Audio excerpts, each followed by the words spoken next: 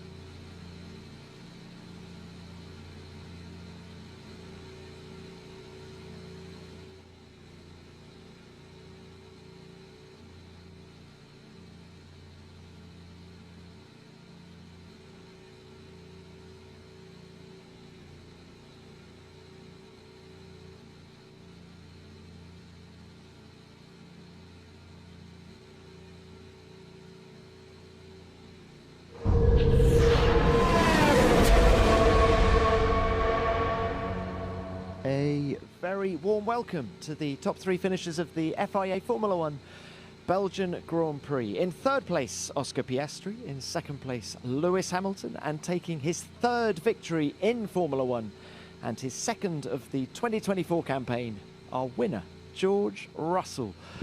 Well, George, that was an extraordinary victory. Was it your best in Formula 1 so far? Yeah, for sure. It was such a difficult race. We spoke so much this morning about the 2-stop, the 3-stop, but suddenly the tyres, the car felt really, really good. I got into this groove, and especially when I got into the lead, there was no back markers in front, no other cars in front, and it kind of felt like driving a simulator. It was quite weird, and I was looking at the gap to Lewis and the rate he was catching me, and I just thought there's no reason why we can't stay out here and do this 1 stop and try and make it work. So yeah, super proud of the job we all did. 34 laps on that final set of tyres. At what point did you think the win was actually on? I think it was about 15 laps to go, to be honest. I think when Oscar pitted and Charles and Lewis, I was just watching the TV screens every lap down after a Rouge and just looking at the gap every single lap, and they just weren't catching me as quick as I expected. And my lap times were just improving every single lap, and that was far from what we all anticipated. But it just goes to show how difficult it is to predict. I think every lap we were driving, 20 drivers, full gas around this circuit. It was just getting faster and faster. The grip was improving, and the tyres just felt really, really in a great state. So, but I was still questioning why nobody else did it. I thought I must be missing something here because everybody's pedaling into the pits. But yeah, such a great race. How nervous were you in those closing laps? Did you think Lewis was going to get past? I definitely thought he was going to be very close, but equally I recognise how difficult it is to overtake here. You know, we're all running these skinny rear wings. The drag isn't substantial, but I just want to acknowledge what a great race Lewis drove. You know, he was really controlling it at the beginning, and you know, the strategy was, you know, such a difficult call for everybody, and it was definitely that 1 stop was a real surprise. But so proud of the team. 1-2 is just a huge result. You say the strategy is a difficult call. Who made the call? Was it you in the cockpit or was it the pit wall? Team effort. All right, well, George, Mercedes have now won 3 of the last 4 races. What's possible? 3 and 4? Is it 3 and 4? Wow. What's possible in the second half of this season?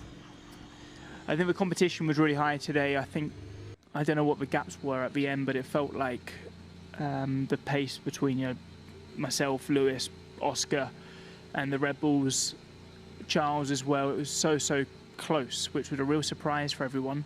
So it's going to be a real battle. Right. Well, very well done. Thanks so much. Thank you. Lewis, let's come to you now. As George says, you drove a great race today. Just how do you sum up your run to P2? I think it was great. George did a fantastic job today. Obviously, I'll rewatch the race, but yeah, fantastic effort to go to 1 stop. And that was pretty smooth sailing, to be honest. I was fully in control. I had plenty of pace and tyres, and just didn't end up as it planned. Plenty of tyres. Did you consider the 1 stop?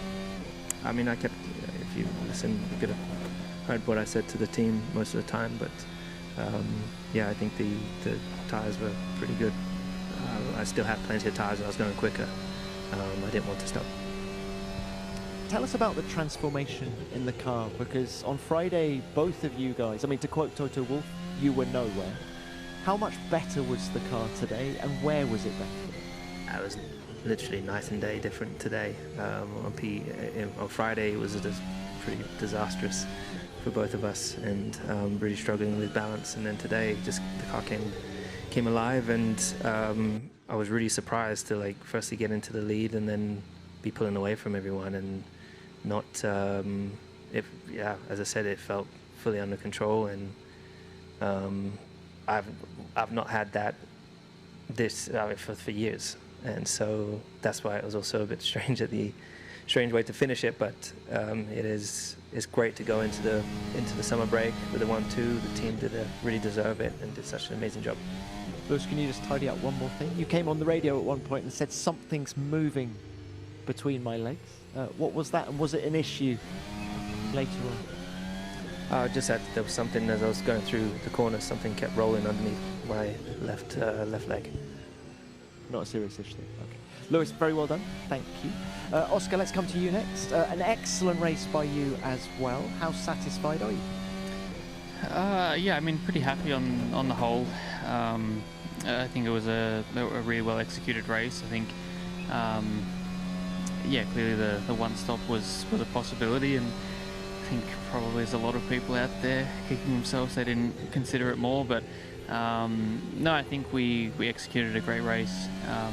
Had a quick car, and you know, ultimately just didn't put it in the right position in qualifying yesterday. So I think, given where we started, very happy. But yeah, ultimately I think there was a bit more potential this weekend. Your tyres were only 1 lap older than George's. How seriously did you consider a one-stop? It did cross my mind, but not seriously enough. You know, I was amazed at how much difference the dirty air made today. I think when Lewis and Charles pitted for the second stop, I think I went like 1 second faster, just because I had clean air. So that was impressive. But then it felt like it kind of degged a little bit again after that point, and with, you know, 16 laps I think it was, or 15 laps around Spa, it felt like a pretty big risk to try and go to the end. And I knew that even with the tyre advantage that we were building up, that, you know, we had a strong chance to try and win the race anyway that way. So yeah, maybe we should have considered the one stop a little bit more, but I think with the 2-stop, I think we did a good job of capitalising on it. Just unfortunately on my side didn't give us the track position in qualifying. You say it was a very well executed race. Do you think this is one of your best races in Formula One to date? I would say so. I'm not sure my front jack man agrees, but no, I think it was a really strong race. You know, I think to try and get past Charles was not easy, and I think if I didn't manage to do it on that lap, I probably would have been stuck there for a long time. So that was a pretty pivotal moment of the race. I think just the pace was very strong. So I felt very, very good this weekend. Even on Friday, the pace looked really strong. You know, just kicking myself a little bit that I, you know, didn't get qualifying right. But yeah, I think it was a very strong weekend, and probably one of my better races. Very well done to you as well. Let's open this to the floor now. Name and publication. Who's first? Dan Lawrence, Motorsport Monday. Question to Lewis. This season's been ultra competitive. We're seeing 3 teams at the moment constantly fighting for wins. The 4th team that has won this season as well. It almost harks back to the years of 2012 and 2010, which obviously you experienced. So how does this season compare to back then in your mind? And from a psychological standpoint, when you put the helmet on, does it just give you that extra layer of motivation, knowing you've got so many rivals that you've got to defend against and attack against? Thank you. Well, you must be new here. I don't have a good memory, so I don't remember back then. But what I can say is it's great. It's really fantastic, I think, for the sport to be having such close teams and drivers, and you know, the pedigree of drivers at the top today are really elite, and yeah, we didn't expect to be competing with the McLarens or the Red Bulls at this point of the season. You know, with how we started off. So for us to now have closed up and it's going to be one hell of a second half of the season for sure. Thanks, Lewis. Next one. Jake. Jake Boxall, Local Autosport. Question for both George and Lewis, please. First of all, congratulations. As you said, night and day turnaround from Friday. Just to kind of go into, I guess, what changes you made from Friday. Your team boss suggested that it was perhaps something mechanical that you guys had got wrong with setup. What did you actually end up changing, and what was the ultimate effect? Yeah, we've got. Yeah, it was Yeah, top secret. Yeah, it was a lot of things we changed on the car. We've got a lot of things we can play around with, and I think we just had it in the wrong window on Friday. We obviously reversed on the floor because we just wanted to rule that out as well. But I've got no doubt in Zandvoort we'll be returning to the new aero package and getting the car in a slightly different window mechanically. Same. Okay, next one. Tom Gurt for Pole Position Magazine. Oscar, you just seem to get stronger as the season goes on. How would you explain that, and how do you feel going into the summer break with probably your best race in Formula One? Yeah, I mean, I think definitely the last few weeks have been very strong from my side. I think, yeah, I think honestly the whole season's been pretty good. A couple of weekends in the middle of the year were a bit tricky. You know, Japan and China mainly were pretty tough, and obviously Barcelona. But I feel like all the other races have been quite strong. Just we've had a lot of things that haven't been going our way in some ways. You know, whether it's interesting track limit penalties or crashes or you know, mistakes. There's always kind of been just things, and I feel like the last few weekends have been able to tidy it up. So no, I feel like I've taken a step forward from last year, definitely, and you know, I think in these tricky kind of races like this, you know, last year I was struggling in a race like this, so I feel like I've made good progress, and obviously the car is very quick as well. So yeah, I feel like I'm gaining some nice momentum, which is good, but I know how quickly it can turn around and go the other way as well. So no, I'll just keep trying to build on it, but I feel like I'm in a strong place. Thank you, Os. Next one, please. Jay Fox, Leg Watersport again. George, a question to you again, please. Just want to talk about your strategy a little bit. We heard some of your radio traffic. You told the team to consider the one stop, and you sounded pretty lot of conviction when you said yes to the ultimate command. Was there any other kind of discussions about that, or was it pretty much, I would like a one stop, please, thank you very much? It was yeah, quite back and forth over the course of 3 laps, and I think it's difficult because when you feel something in your gut, you have to go with it. But when every single driver and team is pitting to go on to a different alternative strategy, and after all the data we had on Friday suggested a one stop was not even close to being viable, you do kind of question it a couple of times, thinking, you know, are we missing something here? Like, why isn't anybody else doing this? But you know, I just sort of felt at one with the tyres, and I managed it a little bit at the beginning, and I knew that would give me a bit of money back at the end. And that was, I think it sometimes goes to show, you know, we've got so many sensors and data points on the car, but, you know, there's only 20 of us driving these F1 cars, and sometimes you feel it. You can feel how the tyre is sliding over the track, and you just got to trust your gut sometimes. Thanks, George. Next one. Phil Duncan, PA. Lewis, you said you didn't want to stop for the second time. Did you say to the team you didn't want to, you only wanted to do one stop? And obviously, how much does it hurt not winning today, because you looked odds on to win for much of the race? And just to George, Toto called you the tyre whisperer.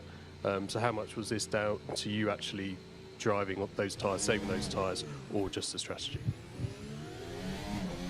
No, I just said that the tyres were fine, and I'm happy. Looking forward to going to the summer break. Yeah, I think you've clearly got to manage the tyres if you want to do something that's so sort of off-piste. So, you know, it goes hand in hand. It was great. The team sort of backed me up and put their faith in me to do the one stop. And then obviously, you know, when you're behind the wheel, you've got to deliver it and manage in the certain corners, pushing others. And also at the end, I knew Lewis was catching me, but I knew I needed to be quick in 3 corners, and that was the last 2 corners and the first one. I knew if I could save the tyres in the middle sector and nail it in those 3 corners, it would be very difficult for Lewis to pass into turn 5. So yeah, team effort. Thanks, both. Okay, another one. Taylor Parlin, Motorsport Monday. Question to George. You mentioned yesterday that Mercedes are stronger at Spa more often than not in the last few years. Does the turnaround that you made set to today, is that like the biggest indicator of the progress you've made this season, even more than Silverstone perhaps? I really need to look into it because his season's really quite strange. When we'd been slightly off the pace in Austria and Barcelona, we didn't have the answers then. And when the pace was so exceptionally quick in Montreal and Silverstone, we had some ideas why it was quick, but not to the magnitude that it was. So for sure, we think there's some correlation with the temperature. It's obviously not the warmest here. There was a bit of cloud cover. So I think that is probably still the correlation we're seeing. Thank you. Yep, another one. Dan Lawrence, Motorsport Monday. Another question for George. Mercedes are in a really good run of form at the moment. Would you say that as your position potentially as team leader next season, is the second half of this season really about putting the building blocks in place to go for a consistent title run in 2025? Thank you. Yeah, absolutely. I think for all of us, it's been a difficult couple of years getting the car into a place where we can consistently fight for victories. But you know, I'm so motivated, so excited for the second half of the season, which is ultimately building up towards 2025. And when you look at the competition now, you know, there's no reason why we can't fight. And if the season started in Montreal, the championship standings would be looking very, very different. So, you know, it's going to be great. There's so much, I think there's so much motivation from all the other teams to get back to the front, from McLaren, from Ferrari, from ourselves. So for sure it's not going to be easy, and you know, hopefully we see a good fight on our hands into next year. Thank you. Yes. Shapebox and Live Autosport again. Question for Oscar this time, please. Let's just go back to your second pit stop. You mentioned it already. A little altercation, let's say, with your front jack man. Can you just explain that? Was it just a case of classic overshooting, or was there sort of like a little bit of pressure to kind of get out and get fighting Lewis? Anything like that? No, I mean, I just went in a bit hot, really. I felt like on Friday there was a lot of grip in the pit lane, and I was kind of always undershooting the box. Even my first pit stop, I probably undershot it a little bit. I had to brake a little bit with Lewis coming out, so maybe I was coming in a bit slow, but the second one clearly was a little bit overdone. So it wasn't my finest moment. I don't think it really cost much in the scheme of things. I think it meant I probably would have just been stuck behind Lewis and George for another lap or two at the end, but yeah, obviously something I want to tidy up for all the other races. Buona tecnica. Question for both of Mercedes drivers. Which is the main areas to improve right now on the car in W15, and which are the main areas you feel that you have done a big improvement in this last month? Who wants to start? Lewis. I mean, just overall, the car is we're more comfortable in the car. The balance through low to medium to high are all much more in line with what we had targeted. And, yeah, that's what we feel about it. George, anything to add? Okay. Leave it there. All right, very well done. Enjoy the break. See you in Zandvoort. Thank you.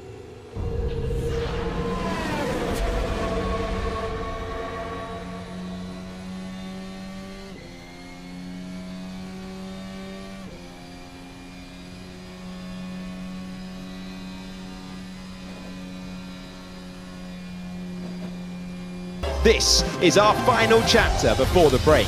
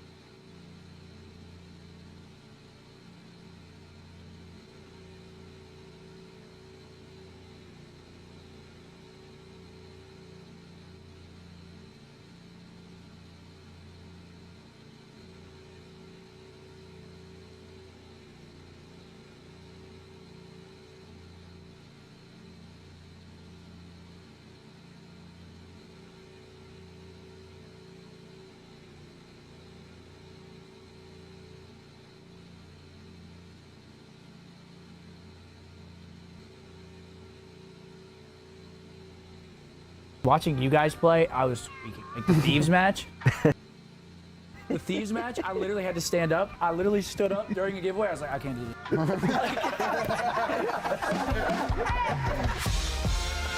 Feeling better than I ever been.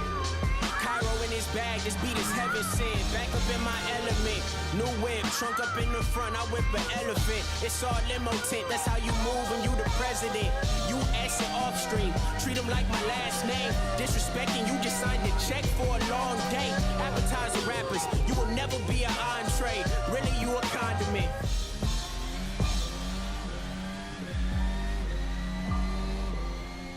All right, guys, in celebration of the Call of Duty Champs win, we are selling the white jerseys. Only the second time in Call of Duty history that we're doing this, so definitely go pick them up. shop.opticgaming.com. Go pick them up and rock that shit. Rock. All right, boys.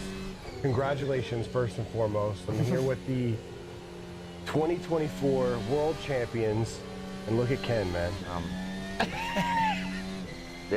How's celebrations been going so far? Well, there was a night of celebrations, and yesterday was straight recovery for me.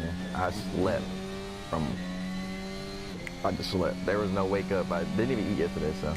Oh, I was in recovery mode also. You were down I ate, and then everything I ate just came back up. So I was like, there's no eating. Yeah. Oh my God, you were throwing up. Oh, I hate that. You were throwing up all day? All day. That's probably Literally all a day. vibe throw up. Everything I ate was, it was not vibey at all. It's a vibey throw up. I mean, like one. No. I had Pedialytes in rotation. I'd be yesterday. like, you know what? It's couple worth it. Pedialytes. Bruce is on cloud 9. You might be the first person to actually wear your ring all the time. I might just play with it on. Permanent. I might just fucking get joked once and be like, fucking guy's horrible. This guy would never fucking kill me. I'm like, No, we lost that map. Who gives a fuck? I'm like, dude, I don't really give a fuck actually. Then just run the next map. JP. Who's gonna be next? JP? Do you want to choke the guy? Wait, watch the VOD. What do you think on the VOD? Do you want to choke the next set? That might be me for a month. I don't know. We can't be like You that. definitely got a lot of time to like bask it. I was talking about. I was like, I could use that card for a little bit. You get that card for like Till the next champs. you could technically use it till next champs, which would be crazy, but It'd be forced, but I'm not gonna do it. I'm only gonna use it for like the first week, 2 weeks, 3 weeks. 4 weeks. Well, just give me a month. that's admirable. Give me a month. EWC, Give me a button. She's a bit EWC, yeah. EWC scrims are gonna be great for you guys because again, you guys are just gonna be. If someone jokes you, you're Oh yeah. just talking shit all day. I mean, that tournament's still big, bro. It's hella cash. Oh yeah, of course. No, yeah, we're going hard for that. Yeah, you want to We're get not pulling up like, bro, I don't want someone just to take 150 because I don't want it. I want that too. Yeah. The ring is stuff. The ring's number one. I mean, that's on like on But Saudi obviously doesn't have a ring yet. Nah, you gotta World Cup though. The trophy actually looks insane. I'm not gonna lie. Is it that's like the circle thing? Yeah, right? it looks like the actual FIFA World Cup. I swear. Unless I'm tweaking. What? It look, isn't it? Look the same, like in the same like shape. No, you guys are gonna have fun. Like I watched the war. Did you guys watch like the Warzone tournament at all? Like the stage looks sick. I was supposed to like the winning ceremony. Yeah, same. The stage looks sick. Yeah, the like, stage looks everything looked like hella cool. Was there fans allowed in there? Yeah. There wasn't that many, but there was fans. There was fans? Yeah. Oh, this is I think it's like the first time that there's been an event that has any sort of significance that's bigger than a major and less than champs than X Games. What was it like winning? Nah, there was one in AW. There was champs, and then there was there was like 25K a Worlds, person. yeah. Worlds was right after. That's the last time I remember.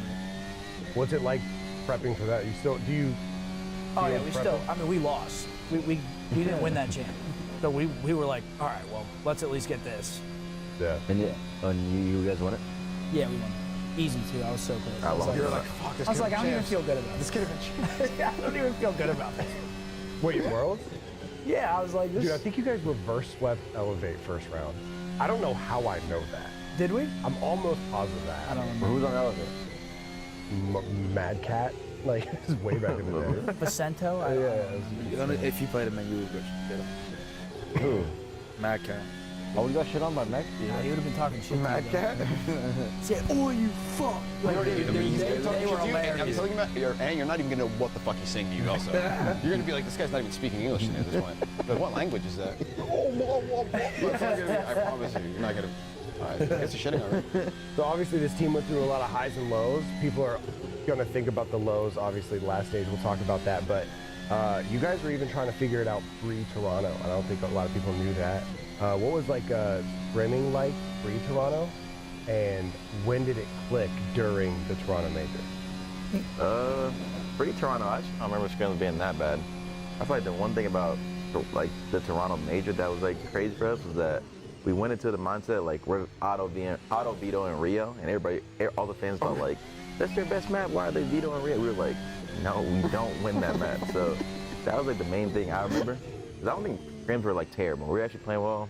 We were just trying to fucking figure out how to beat FaZe. Yeah, and that was also that too, because we knew FaZe was like the best Rio team at the time.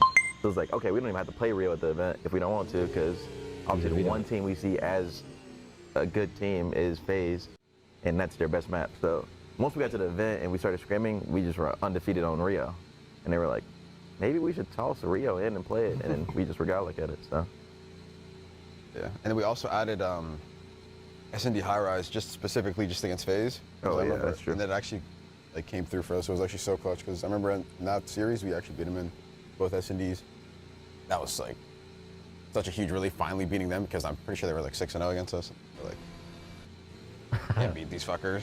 Yeah, that was like, honestly thinking about it now, like that was probably just mainly our mindset, was just to like get a map pool to just beat them once because we knew that like every other team was like ass. We just had to beat them. That was like our mindset. It was just like, can't let them beat us again. But so you're saying the prep leading up to Toronto? Yeah. Oh, I thought you were saying. We were trying to get good at high rise control, remember? Yeah, well, from what I remember was high rise S&D. We definitely needed to get better at that. And then the Rio, like. I was asleep. I was like a sub base. Yeah, that show was literally, we're just scrimming and we're like playing, because you know how like we scrim against the teams that like are playing the maps and stuff like that. So like we're playing them on Rio, and they're on match day, and we're like just slamming them. And we're like, what the fuck? Let's just add this in. I think we played the. We that played was that during the event, like y'all are prepping them for the event. We actually came into the mindset of not playing Rio. We were scrimming it, and people were getting legit 50 points, and we're like, well, fuck. Then we have to play this map.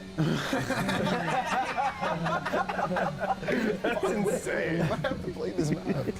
I swear it happens on Subbase too. Didn't we come into an event auto video on Subbase? Yeah, Major One. Yeah, Major One. We're like, we're not playing Subbase. And then we beat FaZe on it, and we were like, and then we were like, God, like no, we were screwing that map at Major One. We're like, damn, like we gotta play this shit. And then I don't know. That's happened to two of our maps. We'll dog shit like both maps. That we came into Vito one game. I'm sure, like, wait, like on your past teams like stuff, like you could probably like agree, like sometimes you gotta like online you can't win a map, but on land it just feels insane. Yeah, it just clicks. Yeah, that's happened before. I mean, like whenever we team though, like we wouldn't really like do that shit. Yeah, like, we were consistent. Like if we were bad at a map and we were like, we'd get to the event, we'd be like, we're not playing this shit. Yeah, we're consistent. It didn't matter if we were. It don't matter. Land, Mars, online. It didn't matter. We'd be like, we're not playing that shit. Like, but I mean, were you guys like as good at Invasion going into Major 3, like as you guys showed at the event? Because like Invasion saved the event for you. You guys go map 5 twice. Oh, S&D. Invasion Search. I love fucking Invasion. Well, that's the thing we did, like going into. You're talking about going to champs? No, going into Major 3. Oh yeah, before Toronto. I can't even remember. Because you guys like got to Sunday, and that was. From what I remember, that was like our only comfortable map that we actually enjoyed, like S&D. Like I like the map. Do you know when you have an S&D map where you load in and you feel like you can win it every time? Yeah. Like, or you at least can, you have a chance every time. That's like our map for it. Like our comfort. I love that map. Oh my god. Same. Won so many series. Literally, all 3 series to get to the top 4 teams: Toronto, New York, FaZe. Thank you very much. 1v3 as well. We'll throw that in as well. Yeah, we knocked out like hella teams on that map. Our map 5 record on that map might be undefeated. I don't think we've ever been map 5 with that map and lost. Yeah, wait, is that I'm actually. Is there a JP Easy Mac that? Can we see it? Yeah, that map is good for us. I mean, when Ant gets into Broken, I can't imagine doing Ant's floating in Broken in 4 different credits I've never seen before. Dude, I can't imagine. Bro, we're at champs, and then I hear the crowd going, ooh, and I'm like, what? It's a 4v4 at the minute 10 left. I watched the ball, I just see Ant floating. That's what they were doing the whole time. I'm like, okay, that's what they're talking about. I'm not gonna lie, I speak to other teams about it, they'd be tweaking about that shit. Like, Ant just gets broken every life, and then when they do go B, Ken and Ant just farming, but when they come A, me and Big Brucey. Oh yeah, they come into our, they don't know what the fuck's going on. They don't know what's going on. Are we standing spot? No, you gotta tell me though. I gave you like a decent amount of creds to work with at A. Like going into Sunday, like that one spot where like, you lay down like. No, you gave me 2 good spots. No, 100%. That cafe call was go like that. I'm not gonna. No, that shit was got like. Dude, you guys did the crawl out again on Invasion against New York. Against New York in winners finals, it was round 2. I saw you and him crawling, and Hydra just ran to like the fire truck and just. Bro, he hella played for us, dude. Because I was literally a bullet. I was laying down. He didn't see me though, which was like he was a bit late. Yeah, I was a bit late because I fake crossed. I went to the right. They said, all right, yo, 2 cross. So then I fucking went back, and then that's when I'm armor calling behind AG, and then fucking I'm getting literally lit, fucking shot from. What was it? The fire car? I think one was fire car and one like played in red with him. I could be wrong. How does he even have an angle on me though? Like he was watching me on the street. Yeah, he was like he was out in the open. I also killed Caesar because of it though, because I went like back left, insta rushed it, and then I just see both of them standing. And you guys killed the first guy. I'm like, what the fuck? These guys are just playing for you guys. I was a bullet, but do you guys think the 2 most flow state series were both finals? Because you guys slammed both finals. Oh, like Toronto and Champs. I feel like this one. I feel like the Toronto one was strictly flow state. I feel like this one, I don't know, bro. This one was like, I don't know if it was flow state. This one was more like icing up. I feel like this one, like that map 2 was everything for me, in my opinion. Like I think we spoke about like that map 2 ran 11 the way we won it. Dude, I kept stressing before that round, so I'm like, listen, we need a trophy early. These guys are throwing cash nades. It is cash. Even I was like, because I went there once middle, I was on back middle, I got hit by like 1 nade, but the second and third nades were like a little bit short. I'm like, and I was deep, and I'm like, listen, we need a trophy if we go middle. Trust me. I'm like, okay, we got early, we got quick grip, right? I'm like, you guys can go mid, right? And then I'm like, bro, as I went third, I'm like, please don't get naded. All these things kick. I got naded, bro. I'm like, and I was like, fuck, these guys quad nade because we're in against them. I learned early, like winners finals, 6-star, and to just wait for the nade. I'm like, nah, fuck that, bro. I'll be able to dodge it. Blown up by all 4. I'm like, these guys don't be fucking around. They have nades, bro. I'm not gonna lie. I seen them dropping them. I should have died. They should have got a triple kill. Bro. Me and Emma won. It's weird though because like I know that they're gonna throw the early nade because there's 2 specific nades. Like there's one that literally goes like at that God Heady, right? Like on the stairs, and then there's the other one that like people fucking normally do for the most part. It's like as soon as you go out middle to the left, there's like that wall. The wall, it lands in the wall, yeah. But they actually cashed it, and I knew that they were gonna like throw the middle one, so I threw the trophy like as fast as I could, but the fucking nades. Yeah, New York's not a team that will keep their nades. Like, they'll waste all 4 to get a kill. Yeah, but I also know, like, because I remember hearing them say once they just throw that nade just for also info that like there's no one going middle. Like, they actually trust their nades to like. Remember we threw 3 nades like nothing mid. Bomb was top flat. I'm like, God damn, what are we gonna this shit? We have to rewind that because I'm still convinced. Or no, he did. Nah, he didn't go top 3 though. He actually ran right through the middle. No, he ran through mid too short. Well, he goes up the ladder. That was a different round. That was a different round. Where you went? He might have got a God's one or something. I don't know. Nah, I'm telling you, bro, we're going to hell though for that map.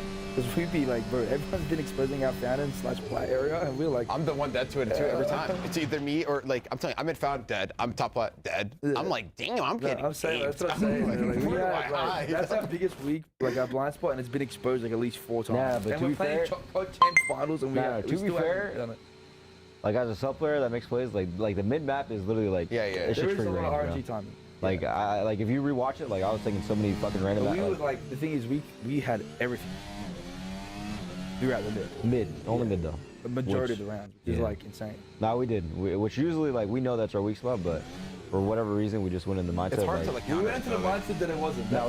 We went in the mindset. No. We went in the mindset literally just doing. Was getting picked in Fannin, and I was like, holy shit. I'm like, top found. I just scared the fuck out of me a couple rounds because I'm like bottom shore. I'm like, okay, we got everything. I'm looking at the mini. Looks everything's clear. I'm dead within the first 10 seconds. Like, what the fuck? Wait, I just see can't bring back that up. Just beam in the back. Just check me. Yeah. I'm like, what? Wait, that was so. He hit that shit though. No, like that was. I was getting blooded a lot. All right. From mid. So what happens after Toronto? I somewhat remember, but for the most part, I feel like every team goes through. I feel like the top teams, like the lower teams, I feel like they're always like on fucking. They're always trying to like figure it out, rather than like the top teams. I feel like randomly they'll have this weird ass month or maybe weeks or it could even be days, but they have like this slump where they're just trying to play the game. They're trying to play the game correct, obviously, but they're doing it in a way to where like they're second guessing like their plays and their decision making, all that stuff. I feel like once you do that, it kind of just does a whole nother thing to your team dynamic. So at least for us, I feel like that's what we were doing. Like we were like obviously trying to play the game correct, but like we had so many discussions like, yo, you gotta do this, you do this.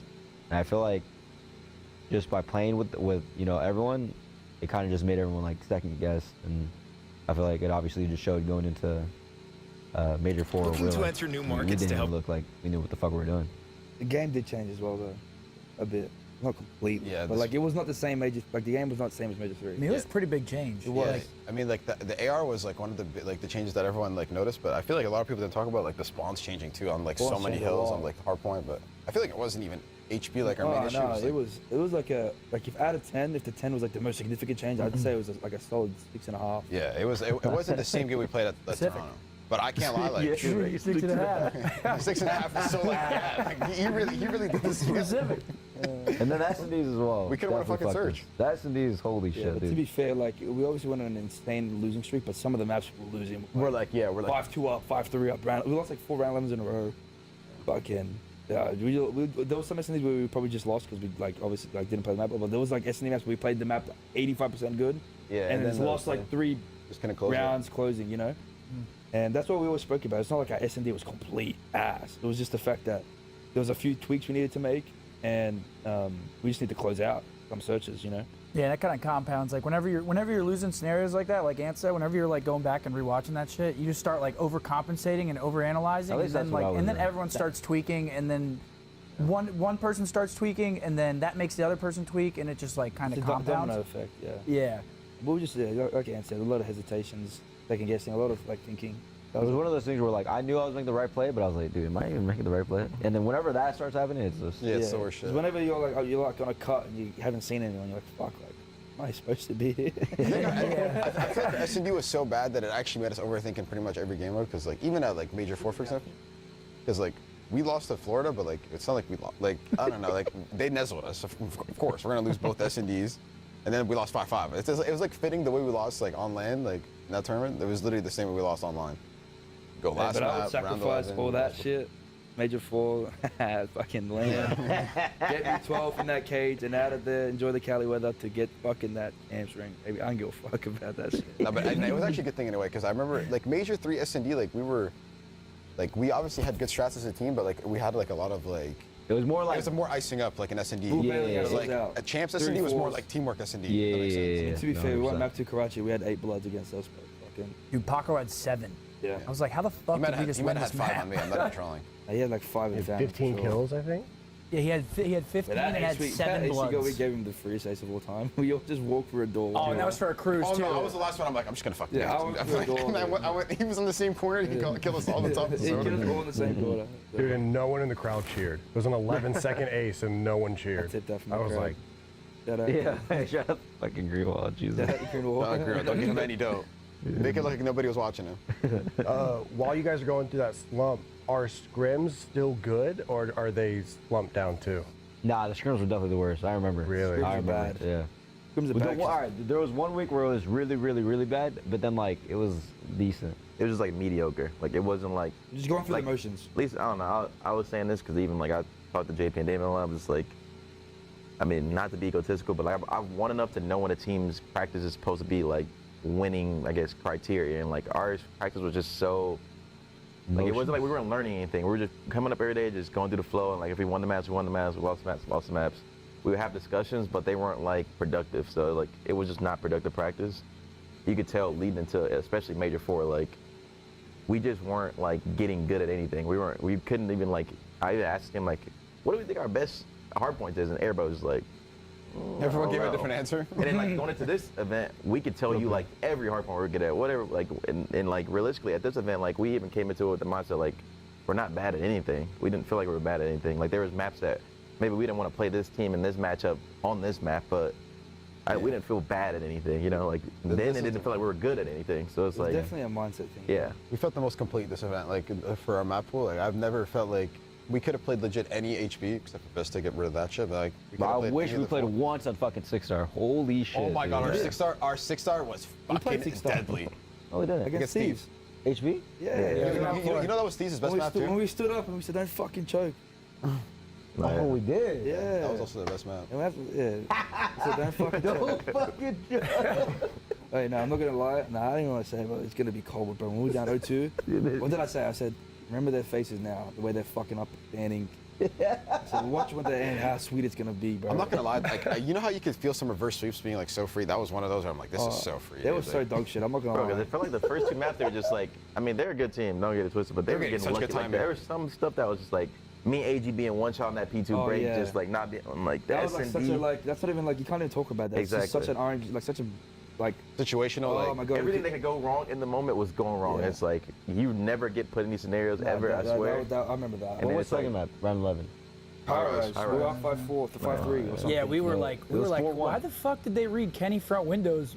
I think they just got lucky. Bro, that's what I'm saying. Like even then, like I'm in the 2v2 and I'm like, I got bombed in front windows, but no way they read me right here. And then Joe Childs, I'm like, what? The only reason why I think they read you because he kept going front windows like every round, and they might have just been like clearing it. Yeah. But even like small thing like that round, like bro, a guy shot right next to me, and I turned around, didn't see him, and somehow he ended up killing Ant. And then now I didn't chase this guy, didn't plant the bomb. I'm like, what is going? Like everything just felt like they were always just like a second, like way quicker, and like that's why like. You know how I see that series? It's like when like you're in, like this is like NBA terms, but like if you're at the half, you're down to 15, but you've had open shots the whole game. They're just not going down.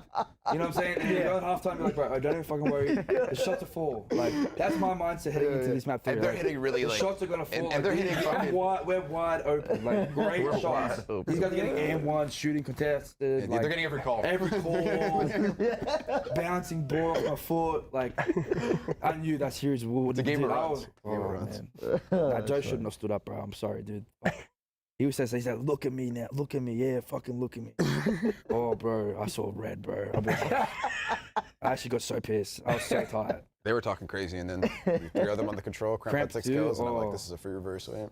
Oh my. You guys have that slump, and then you come out of it. You say you're the most confident you've been going into this series. Is there a specific moment where it flipped? At the tournament? No, like when you guys go from basically having the yips to like being purely confident. I got chance practice. Bro, yeah, I'm not gonna lie. Like I feel like it's all in the scrims. Like I feel like you win events like in your practice. Like So there's not a specific moment in practice. It's just Nah, it's literally just the way. Yeah. For me, there was. I'm not gonna lie. There was a day where we scrimmed. I'm not even kidding. I think we played one of the top 4 teams. Not gonna say who, but I'm not even kidding. I don't think they got 250 points in 4 maps. That's when I knew. I'm like, damn. Like we are shitting on. Like I felt it, like everywhere. Like you know when you play the game and it just feels easy. Like everything's in front of you. You get a wave. You move forward. You get another wave. That's literally what it felt like. You just spawn into the next hill. You're like, oh, this is easy. Let me just walk into the hill. Like that's when I felt it in scrims. Like I don't know how everyone else felt, but like that's how I felt. And I was like, damn. Like I felt that on every map, honestly. And I was like, wow, we're actually godlike. Even we scrimmed another top 4 team. Like literally, like I know exactly which one he's talking about. But even another one. And then, for example, like on Karachi was probably like one of our weaker HPs, and I'm like, we're up 150 to like 8 in the first like 4 or 5 hours. I'm like, damn, we are godlike at this shit now. And that was like one of our weaker HPs. That was like 50-50 HP. That became like our 12 and 3 HP in the scrims, you know. Pretty much the map that we like won us champs because we beat New York twice on it. Yeah, but yeah, that was for me. Like just noticing us in hardpoint, just dominating. Like that's like the best way to put it. Like because everyone's going hard. It's champs practice. We're 50-point clubbing them. Yeah. What was it like walking out there going from a major with no fans to that champs crowd? Did y'all like it? Oh, insane. It was the loudest of like in any event I've been to was crazy. like ever. And honestly, even in the finals, bro, I can hear like halftime can even hear them, and I'm just like the crowd is so loud. I'm trying to call strats like, hey, what you say? Like, what you say right here? Like, I'm just. AG's like, what do you want me to do here?